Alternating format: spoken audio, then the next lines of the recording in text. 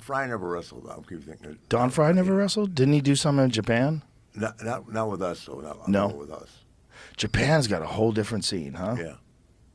You know, I'm good friends with Josh Barnett, and Josh Barnett does a lot of commentary for pro wrestling. He's done a bunch of pro wrestling over in Japan, and it's like the feel of it in Japan is so. That's why Pride got so big. The reason why Pride got so big is they had guys like Takada, who was like a big pro wrestling champion over there, who fought Hicks and Gracie in a real fight. So their pro wrestling over there was giant. Yeah, it was. Oh my God. When I was going over there in the 70s and 80s. Pull that microphone up to you. Oh, when I was going over there in the 70s and 80s, it was incredible. We had the two companies, All Japan, New Japan, Inoki and Baba. It was huge.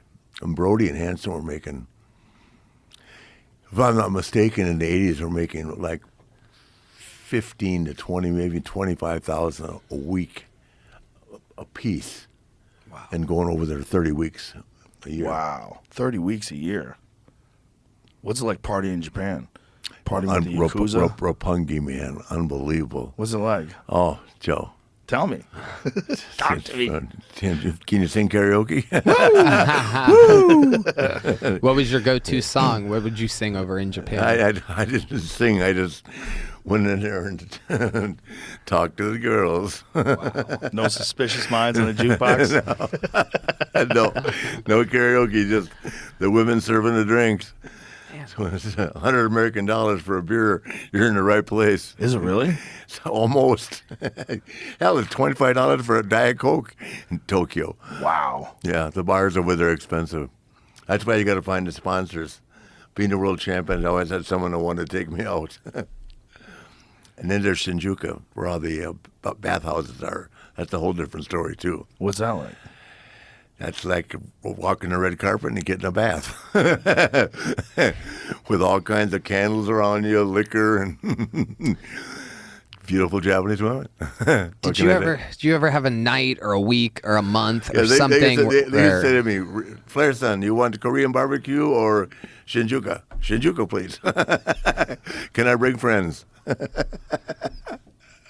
Was there ever a time where you were with so many women having so much fun? Was there ever a moment where you're like, man, maybe I should settle down a little bit? Like, this is a crazy day. No.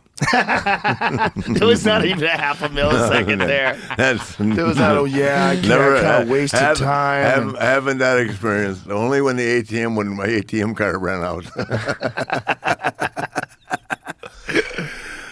So when you would go over there, how long would you stay in Japan for? Only a week at a time. The longest I was there was for 14 days. But Japan's fun. But Tokyo, the big cities are great. You know, the small towns, not so much. You know, actually, when I started going in the 70s, there was still a little bit of hostility.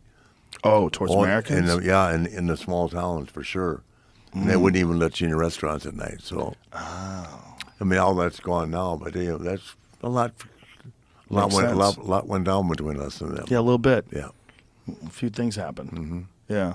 So when you would go over there to wrestle, like, how would that work out? Did you, because those guys, did they speak English? Did you just kind of like figure it out as you were wrestling? Figure it out, and the referee, kind of go back and forth. And back then, now the Japanese wrestlers aren't, like, there's a few of them, but in the old days, those guys were all tougher than shit, man. I mean, there was no kid you were just going to play around with. They were all rough. They wanted to prove themselves. They wanted to climb a ladder. It was a nightmare for me because I'm not tough. I can do anything. You can beat me up. I'm just not. When I'm wrestling, Jumbo Ceruto was an Olympian. What year? 82 Olympian or 80 Olympian. It was a long night. German suplexes. He was a Greco-Roman wrestler. So I'm not afraid of anything. I just can't do much with those guys. I saw a bunch of videos of Japanese pro wrestling that turns into an actual fight, where they're, it like they thought it was a work and it turns out to be a shoot, and you're seeing a guy recognizing like in the middle of the match that this is an actual fight, and the guy beats the fuck out of the guy. Yeah, they do. Yep. Wow. I don't know if they do it anymore, but they did. Yep. See if we can find some of those, because was it Barnett that showed it to us? I think. But some of them are fucking absolutely brutal. Oh, yeah. Well, it's just basically like an MMA fight. The guy's soccer kicking the guy in the face and pounding on him. That's crazy.